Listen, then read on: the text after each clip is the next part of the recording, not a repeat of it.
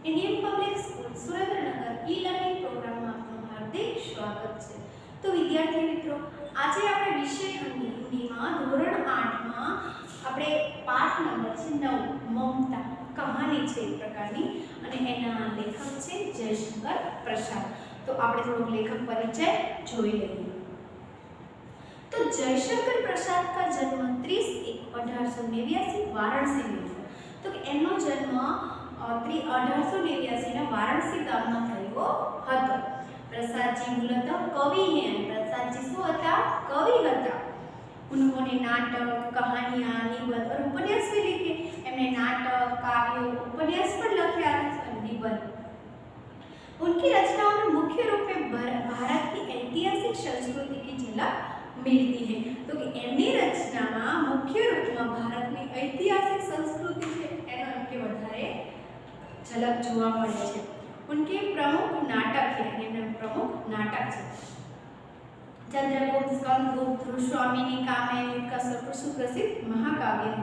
उनका निधन 14/1937 में हुआ है। एमनु मृत्यु त्यारे थयो। तो जयशंकर प्रसाद द्वारा रचित इस कहानी की नायिका ममता है और आज ये कहानी वार्ता है एमा मुख्य नायक पद कोण भजवे छे? ममता। तो ममता विधवा है।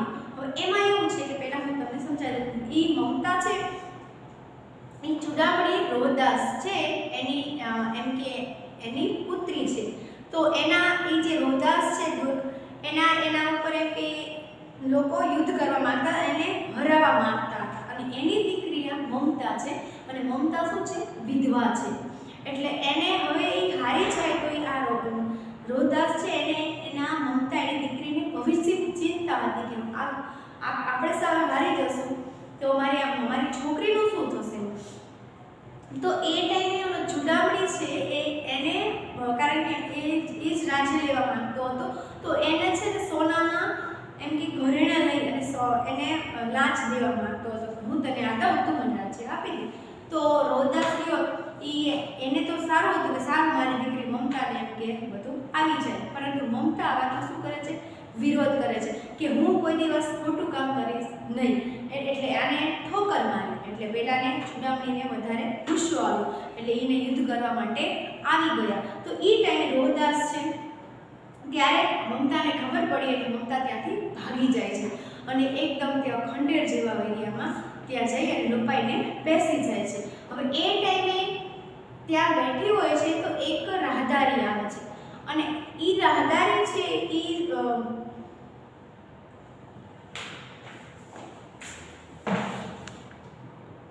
ઝૂંપડીમાં ત્યાં છે એક ઝૂંપડી છે ત્યાં રહે છે। એ વખતે ગીતા પાઠ કરી રહી હોય છે અને ગીતા પાઠ કરતી હોય છે ત્યારે દીવાના અજવાળામાં કોઈ એક રાહદારીને જોવે છે અને એ રાહદારી હતો જે હુમાયુ। તો હુમાયુ છે આ શેરશાહે જે યુદ્ધ કર્યું હતું એનાથી પરાજય થઈ અને ત્યાંથી ભાગી છૂટ્યો હતો એ હતો। તો એને ઝૂંપડીનું બારણું ખખડાવ્યું અને એને કીધું કે મને એમ કંઈ આશરો આપો। તો મમતા તો સાવ સ્ત્રી હતી એટલે એને એમ થયું કે આપણા ઘરે કોઈ પણ આવે અતિથિ તો એને મેન અંદરથી એવું હતું કે અતિથિને તો આપણે સહકાર આપવો જોઈએ, અતિથિનું તો આપણે સ્વાગત કરવું જ જોઈએ। એટલે એને રાહદારીને રહેવા માટે ઝૂંપડી આપી અને પોતે ક્યાં જતી રહી? ખંડેરમાં જતી રહી। તો સવારે ખંડેરમાં જતી રહી। સવારે પેલો હુમાયુ ઉઠ્યો તો ક્યાંય સ્ત્રી દેખાણી નહીં એટલે પછી એ ત્યાંથી નીકળી જાય છે અને ત્યાંનો એને જે ઝૂંપડી હતી ત્યાંનું નિશાન લઈ લે છે અને ત્યારે એવી ત્યાં આશરો લે છે એનું પાલન કરે। ત્યાંથી એ જોઈ જાય ખબર પડે છે કે આ ઝૂંપડી આટલામાં છે એટલે એનું નિશાન લઈને એ જતો રહે છે। તો એક રાતે દીવાના અજવાળામાં મમતા ત્યાં બેઠી બેઠી ગીતાનો પાઠ કરી રહી હતી અને એવા જ ટાઈમે ત્યાં એક ભીષણ આગમાં એક મનુષ્ય ત્યાં ઝૂંપડી પાસે આવતો હોય છે, ત્યાં ઊભો રહે છે અને એ શેરશાહથી પરાજય થઈ અને થાકેલો પાકેલો દોડતો ત્યાં આવે છે અને તે આશરો માંગે છે। ત્યારે મમતા એને પાણી પીવડાય અને શું એને આપે છે? એનો જીવ બચાવે છે। તો હુમાયુએ એને મમતા પાસે કે ઝૂંપડીમાં રાતભર રહેવા માટેનો આશરો માંગ્યો। તો એમ કે મમતાએ એને શું કર્યું? અતિથિ દેવો ભવ। આપણે કહીએ છીએ કે આપણે મહેમાન ગમે એવા આપણા ઘરે આવ્યા તો તેને ખવડાવો પીવડાવો, તો એમ કે અતિથિ દેવો ભવ હુમાયુની આદેશનું પાલન કર્યું અને તે ઝૂંપડીમાંથી નીકળી અને ખંડેરમાં જતી રહે છે. તો બીજે દિવસે સવારે હુમાયુના સાથીઓ એને શોધવા માટે આવતા હતા. તો એને ત્યાં પેલો હુમાયુ ઝૂંપડીની બહાર નીકળે છે અને મમતાને શોધે છે. તો મમતા તો તે ઝાડીમાં છુપાઈને બેઠી હોય છે. તો ત્યારે એમ કે આ હુમાયુ છે એના સાથીઓને કહે છે કે મિર્ઝા, મને આ સ્ત્રીએ મને જે એમ કે આશરો આપ્યો, કૃતજ્ઞતાનો ભાવ ક્યારે ભૂલીશ નહીં એનો ભાવ. તો કે એના માટે તમે ગમે ત્યારે આવું તમે નિશાન આપું છું અને તમે એને મકાન બની આપો, એને અહીંયા રહેવા માટે સારું મકાન બનાવી આપજો. કારણ કે મને આવી આફતમાં મુશ્કેલીમાં પણ એને આશરો આપ્યો. તો હવે બન્યો કે મમતાને 47 વર્ષ વીતી ગયા. આ વાતને 47 વર્ષ વીતી ગયા અને મમતા લગભગ 70 વર્ષની થઈ ચૂકી હતી. હવે જીવનનો અંત આવી પહોંચ્યો. તો હવે તો એમ કે 70 વર્ષ એટલે તો હવે એમ કે સાવ છેલ્લી કન્ડિશન જ કહેવાય. તો કે હવે જીવનનો અંત આવી ચૂક્યો હતો. તો આવા સમયે મિર્ઝાએ દોરેલા ચિત્રના આધારે ઘોડેસવાર મમતાની ઝૂંપડી પાસે આવીને ઊભો રહે છે. તો ઈ કોણ? હુમાયુનો પુત્ર અકબર, કારણ કે એના પિતાએ નિશાન આપેલું હતું. તો ત્યાં આવીને ઊભો રહે છે. ત્યારે મમતાને કહે છે કે જે એકવાર હુમાયુ કે આ એ છે ને કે જે એકવાર હુમાયુએ વિશ્રામ કર્યો હતો. તો મમતાએ તે ઘોડેસવારને પાસે બોલાવી અને કહ્યું કે તમે મકાન બનાવો કે મહેલ બનાવો, હું તો મારા જિંદગીનો અંત, હવે તો મારે જે વિશ્રામ ગૃહમાં જવાનો સમય થઈ ગયો. હવે શું તમે મકાન બનાવો કે મહેલ બનાવો, મારે શું કોઈ કામ નહીં. આટલા વર્ષો વીતી ગયા. તો એ કે મમતાની ઝૂંપડીની જગ્યાએ આજે એક અષ્ટકોણ મંદિર બનાવવામાં આવ્યું છે. તો એ મંદિરની જેની સ્મૃતિ બનાવવામાં આવી છે એમાં અકબર હુમાયુનું નામ એમ કે એનું એમ કે નામ અને નિર્માણ કરનારના શહેનશાહનું એનું નામ આપ્યું છે, પણ ક્યાંય મંદિરમાં મમતાનું નામ નથી. તો આવી વાત એક કહાની એમ કે વાર્તાની કહે છે. કારણ કે મમતાએ આટલું કર્યું, એને આશરો આપ્યો, આટલો એને કૃતજ્ઞતાનો ભાવ દર્શાવ્યો, છતાં એમ કે એનું ક્યાંય નામ દેખાતું નથી. પણ ફક્ત કોનું નામ આવ્યું? જે હુમાયુએ જે બનાવ્યું હતું એનું નામ દર્શાવ્યું છે. તો આવી વાત કે આ કહાનીમાં કરવામાં આવી છે. तो कि ममता विधवा है, रोहतासपुर के मंत्री चूड़ामणि अपनी एकमात्र स्नेहपालिका पुत्री के दुख किसे अत्यंत दुखी है. तो कि रोहतासपुर की मंत्री चूड़ामणि ना अपनी एकमात्र स्नेहपालिका जो दीकरी है एना माटे खूब ज दुखी है. वे उसका भविष्य सुरक्षित करने का प्रयास करते थे. एमનું ભવિષ્ય કે સારું રહે એના માટે શું કરે છે? પ્રયત્ન કરે છે. किंतु पिता द्वारा भिजवाए स्वर्ण उपहारों में ममता लौटा देती है. पिताए जઈને સોનાના ઘરેણા મોકલાવ્યા હતા એ શું કરી દે છે? ટુકરાવી દે છે. કારણ કે મારે એવી કોઈ લાંચની વસ્તુ મારે નથી જોતી. મારી મહેનતથી જે હું હશે એ જ હું પહેરીશ, બાકી મારે કોઈનું જોતું નથી. અને એ વસ્તુ સાચી છે.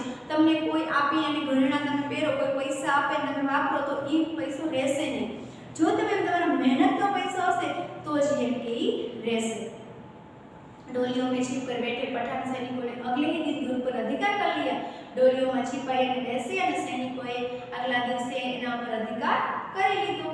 चूड़ामणि वहीं मारे गए, किंतु ममता वहां से सुरक्षित काशी के उत्तर में स्थित एक विहार में पहुंची और वहीं रहने लगी.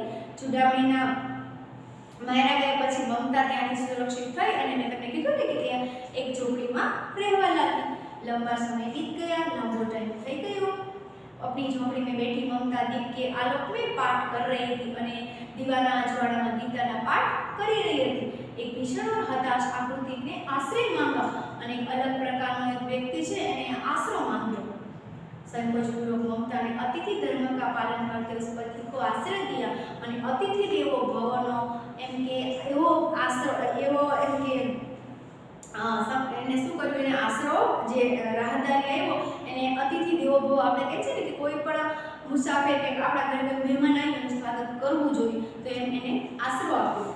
वो पति कोई और नहीं हुमायूं था અને તે રાહદારી બીજું કોઈ નહીં પરંતુ હુમાયુं હતો, जिसने सुबह होने पर अपने एक सैनिक मिर्जा को युद्ध की टूटी झूपड़ी बनवाने का आदेश दिया. અને સવાર થતાં જ કેમ કે આ વૃદ્ધાને તૂટેલી ઝૂંપડી હતી, સવારે કીધું કે આને આપણે એક મકાન બનાવી દેવાનું છે. મમતા उस मुगल अश्वारोही को वो स्थान सौंपकर अनंत यात्रा पर चली गई. અને મમતા અશ્વારોહી જે ઘોડેસવાર છે એને स्थान सौंपी અને તે લાંબી यात्राમાં ચાલી गई. उस स्थान पर एक आकर्षक मंदिर बना जिसे शिलालेख पर सातों देश के नरेश हुमायूं और उसके पुत्र अकबर का नाम था, किंतु ममता का कहीं नाम नहीं था. तो આવી વાર્તા આપણને કહેવામાં આવી છે. તો આપણે પાઠમાં ધ્યાન આપશું. शब्दार्थ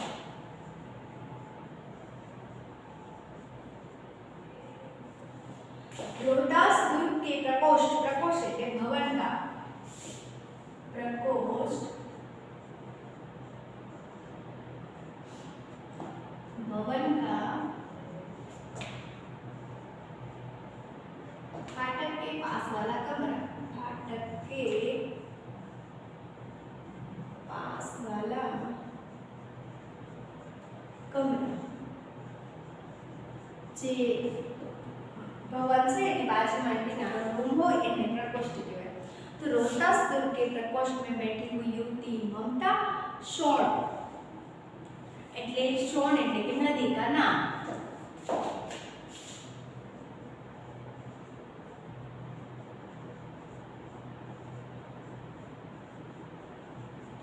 શોણ છે એ શું છે? નદીનું નામ છે. તીક્ષ્ણ એટલે તેજ.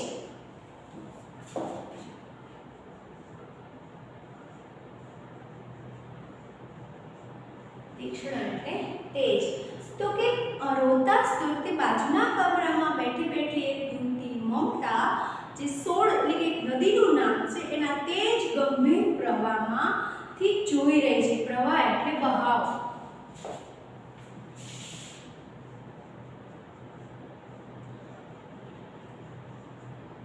प्रवाह तो के एकदम तेज प्रवाह होय नदी જોઈ રહી છે નદીનો પ્રવાહ. मन में वेदना मन में दुख वेदना यानी कि दुख.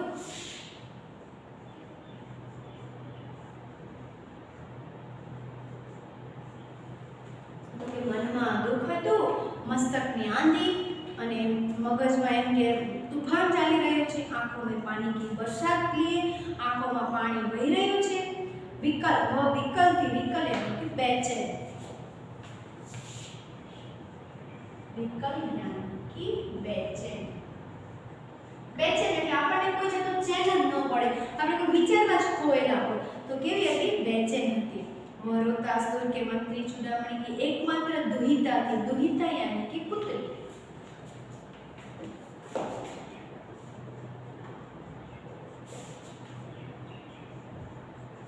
दुहिता એટલે કે પુત્રી. तो કે રોહતાસ दुर्गना मंत्री चूड़ामणि की एक જ मात्र દીકરી હતી. उसके लिए कोई अभाव होना असंभव था.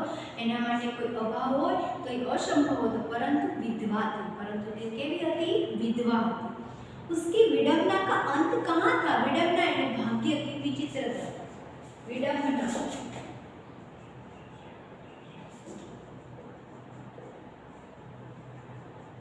भाग्य की भाग्य नहीं खेल આપણા નસીબમાં હોય કે છે કે આપણા નસીબમાં જ નથી તો એના નસીબમાં જ કોઈ નથી એમ. તો કે અંત ક્યાં હતો? चूड़ामणि ने चुपचाप उस प्रकोष्ठ में प्रवेश किया. चूड़ामणि ने धीमे धीमे ओरडा में प्रवेश કર્યો. सोड़ के प्रवाह की ओर उसके कलनाद में ममता अपना जीवन मिलाने में बेसुध थी. कलनाद એટલે કે पानी की आवाज.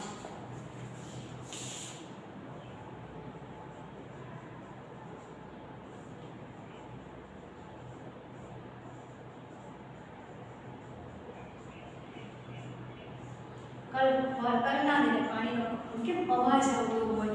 તો કે સોળના પ્રવાહ નદીના પ્રવાહમાં એમ કેમ કડકડ પાણીનો ખડખડ અવાજ આવતો હોય. તો મમતા આપના જીવન મિલાને में बेसुध थी એટલે કે તલ્લીન હતી.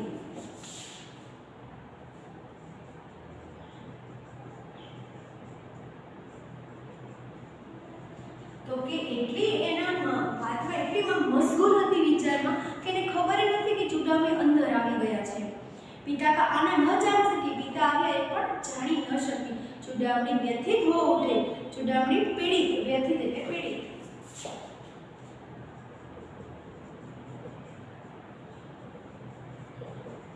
पीड़ित એટલે एकदम दुख આવી ગયું એમના ઉપર.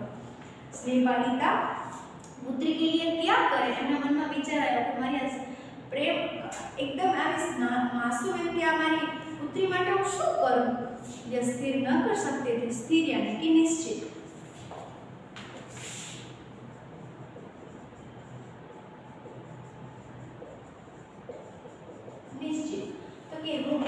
निश्चित नहीं कर सकता कि मारी दीकरी माटे शुं करूं एम लौटकर बाहर चले गए, परंतु ते पाछा बाहर आ गए। ऐसा प्राय होता, परंतु आज मंत्री के मन में बड़ी निश्चितता थी, परंतु आज मंत्री ना मन में कंईक अलग प्रकार हतुं। पैर सीधे न पड़ते थे, पग सीधा पड़ता नहोता।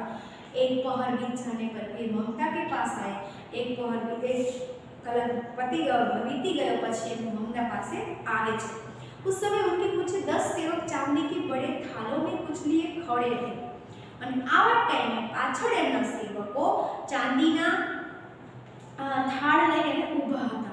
कितने ही मनुष्य के पद शब्द सुन ममता ने घूमकर देखा। पद शब्द એટલે पांव की आवाज। पद शब्द એટલે पांव की आवाज। पगનો અવાજ સાંભળ્યો એટલે એને જોયું। तो मंत्री ने घूमकर जोયું, पाछा કરીને જોયું। मंत्री ने सब थालों को रखने का संकेत दिया અને મંત્રીએ બધા થાળોને નીચે મૂકવાનો ઈશારો કર્યો। अनुचर थाल रखने चले गए। બધા લોકો થાળ મૂકીને જતા રહ્યા। ममता ने पूछा, ये क्या है पिताजी? आ શું છે पिताजी? तेरे लिए बेटी, तारा માટે છે बेटा। उपहार है, भेंट। उपहार यानी कि भेंट।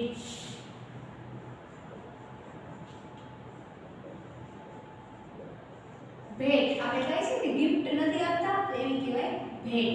તો કે તારા માટે भेंट લાવ્યો છું કે कहकर चुड़ावनी ने आवरण उलट दिया। ढंका हुआ वस्त्र। आवरण એટલે ढंका हुआ वस्त्र।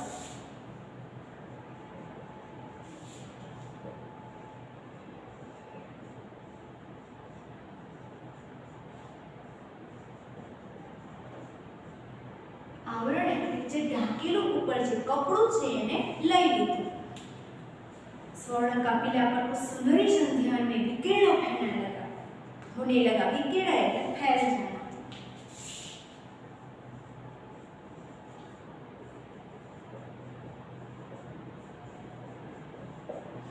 फैलाई जाओ चारे बाजू।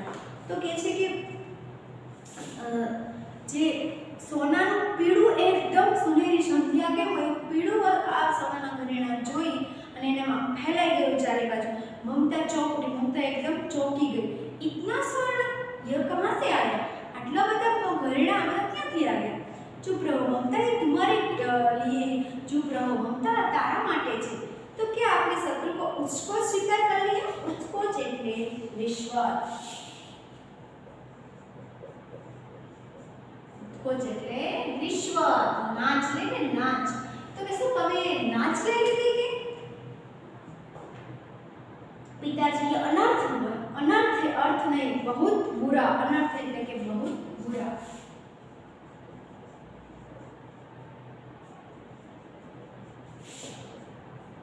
ઘણું ખોટું એમ।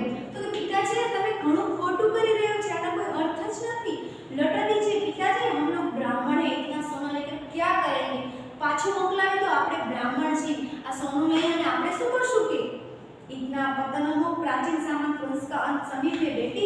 तो कि आप पतन थवानो छे, आप प्राचीन આપણો વંશ છે આપણો હવે એનો એમ કે अंत थवानो छे बेटी। किसी भी दिन शेरशाह रोहतास पर अधिकार कर सकता है। तो कि गમે ત્યારે शेरशाह આપણા જે રોહતાસ ચુમાર આપણા ઉપર હક કરી દેશે।